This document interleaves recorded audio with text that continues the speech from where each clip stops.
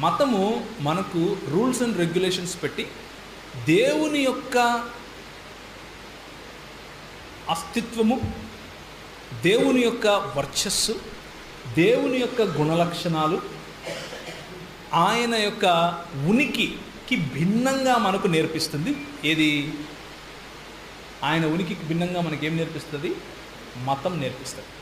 మతం అన్నది ముఖానికి దొడుక్కునే ఒక మాస్క్. మతం అన్నది శుద్ధ వేస్ట్. అది క్రైస్తవ మతమైనా కానీ శుద్ధ వేస్టే. ఎందుకు పనికిరాదు? ఎందుకంటే క్రైస్తవ మతం కూడా ఉంది ఈ లోకంలో.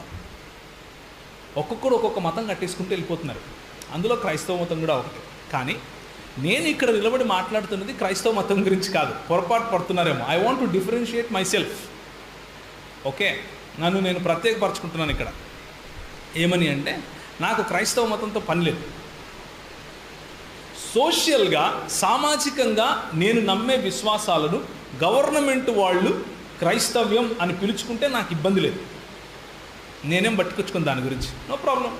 అట్లయితే ఓకే అంటాను. కానీ నేను ఆ మతాన్ని అనుసరించేవాడిని కాదు. నేను ఎవరిని అనుసరిస్తాను అంటే యేసు ప్రభువును అనుసరిస్తాను. యేసు ప్రభువు మతాన్ని స్థాపించడానికి రాలేదు. ఆయన తన గుణలక్షణాలను చెప్పడానికి, చూపించడానికి వచ్చాడు. ఆ మాట కొంచెం పక్కన పెట్టేసి ఇప్పుడు ఆలోచిద్దాం. అసలు మతము అంటే ఏంటి?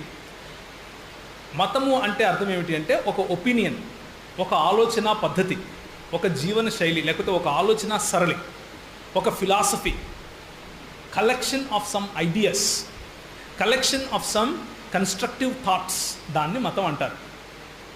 మత్ అంటే ఓటు అని అర్థం, లేకపోతే ఒపీనియన్ అని అర్థం.